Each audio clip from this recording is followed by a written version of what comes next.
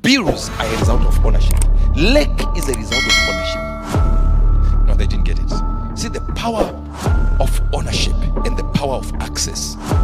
Crisis will only come when you own something. If you don't own nothing, there's no crisis. What Christianity lacks is access. We join together, 10 of us. We create a community. We can have access into the same money. We will never do it as black people. Never. I need to pass by your house and tell you, come to my house and see what I bought.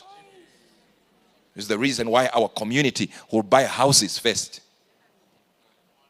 You work for years to build a house which you live in. Stupidity, stupidity.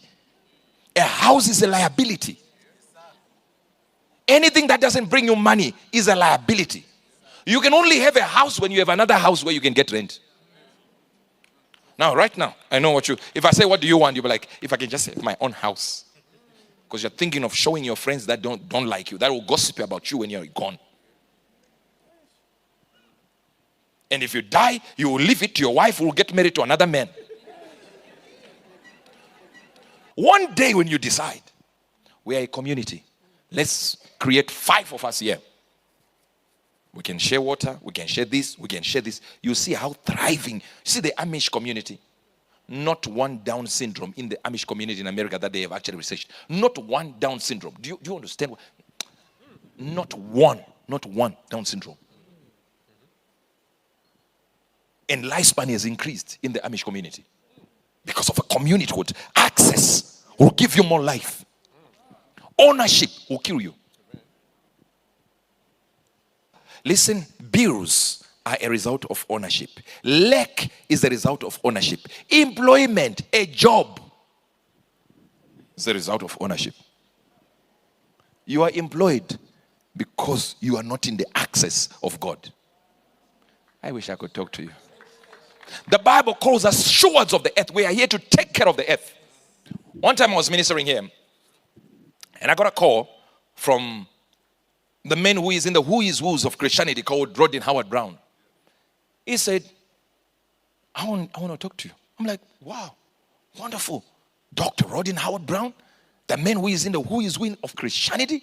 If you're talking about the revivals, the man was in there. You're talking about where we talk about Kenneth Hagin, he is inside there. When you talk about Jericho and all that, you talk about the revival that is doing. You talk about what he's doing in Florida right now. Revival is breaking. That's a man. So come with your children.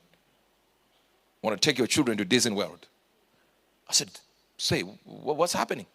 It's like, I just want you to relax. I said, wow. You want me to relax? He said, yes. I've looked at your gift, and I know exactly that when people have this kind of gift, they will be used by people. So come and relax. And I know you're already broken. Some people have already disappointed you. Some people betrayed you. Some people want to use you, and some have used you and discarded you. Just come and relax for a week, 2 weeks, whatever it is. You and your family come. I'll provide anything. I said, wow. So I took my family there. Nobody was telling me what we were going to do there. My kids went to Disney World in Florida, and then they're enjoying there, and I'm just there. And then he said, yeah, go into the shopping mall there. Buy whatever you want to buy. I went in there with my wife. We did what we did there that whole week. And one day, he just said, he was standing very far, as if he was afraid. He was standing very far on his pulpit. And I was sitting there because I had to attend one of his service just to see what he was doing. He never intended for me to minister. Then he said, prophet, come. Tell the people what you do. So I said, oh yeah, I'm a prophet. So he was in the corner away from the prophet. He's answering. He's like, no, explain what a prophet is to them. I said, oh yeah, I know people. I know what they've done. I know what they are doing. And he said, why don't you just prove it? Yeah. I called a woman at the end there, and I said the name of the boyfriend and the name of the mother, and everyone is like, no. Whoa, wait a minute. And I called another white block here because you can't just do our own black people. Looks very staged, you know. So I started going for white people, and I called pin numbers. I put pin numbers, and he started pointing at people. Say, you come, you. And then I started prophesying to them. But while I was doing it, it was around the whole world. So the stage was open for me. Now, somebody who had built a stage, whose God had given money, gave me access to his stage. That if I had said, I don't care about what you're saying, I'm okay with my stage, nobody in America would have known there was a Uebert angel. They were all tuning in, and he says, tomorrow again, tomorrow night, we are doing it again. And then tomorrow morning, we are doing it again. And I started moving, putting people in queues there in his church. He gave me the access for me to be seen. Are you still here? When I went to Pastor Chris, I got in that mode where I was sitting there, and they said, can you prophesy? I was like, well, you mean prophesy in Pastor Chris' church? What are you saying? Should I prophesy like prophesy? So I did my small, like I was very measured, you know. And I went around and I said some small words. And the sister of my man of God came and whispered. He said, no, do exactly the way you do it. Not this small you're doing. I said, raise your hand, and people are praying. I went, I said, you mean like major? I said, you mean I do major? He said, exactly that. I went in. Hi. Massacred the place. Pa, pa, pa, pa, pa, pa. It is whilst I was ministering like that, whilst I was ministering, with over 800 senders watching. How many senders? Over 800 branches watching. We're talking about millions. And then the millions were now sending the link to other people. Outside, I'm seeing commotion outside, you know, because the door was open. So I'm prophesying, I'm seeing commotion outside. I'm like, well, what's happening here? And then I see Pastor Chris for the first time. I never met him. He's coming into the hall and he's being accompanied. I'm like, no, I can't continue with this one. So I dropped the mic and ran and said,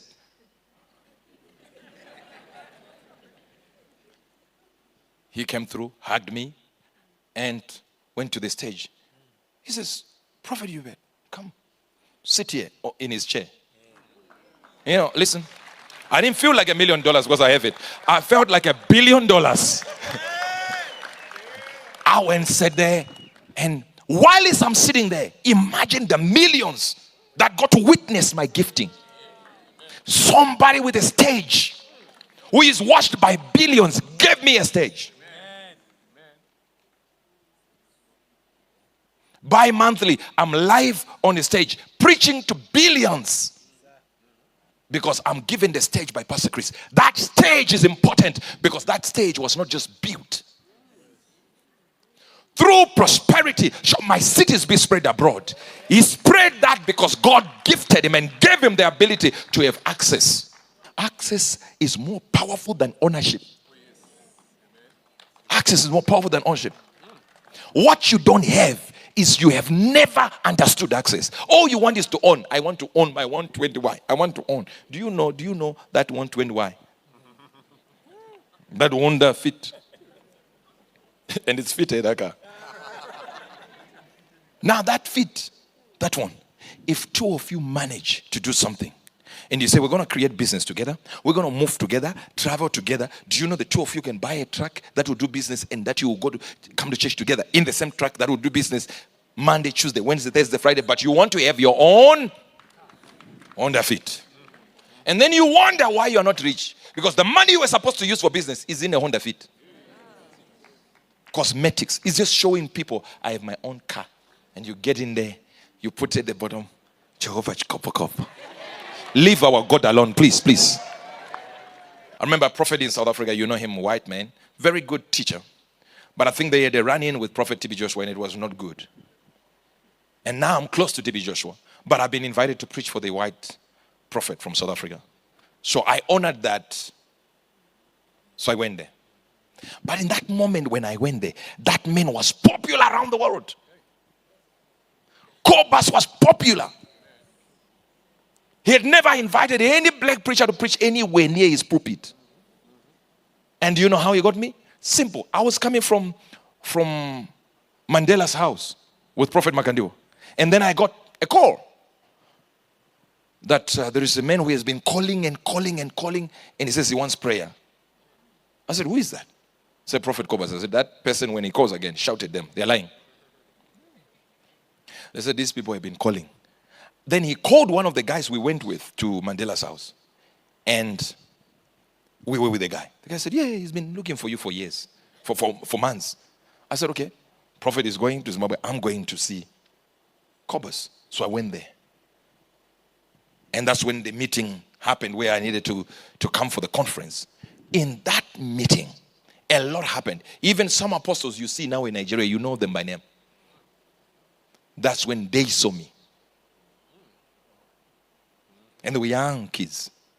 In the sense of not too young, but they were still at university. And some of them were college. And they are seeing a man calling out names, white people coming out and crying and all that. It changes everything when it's another race, because people always think it's planned until another race is involved.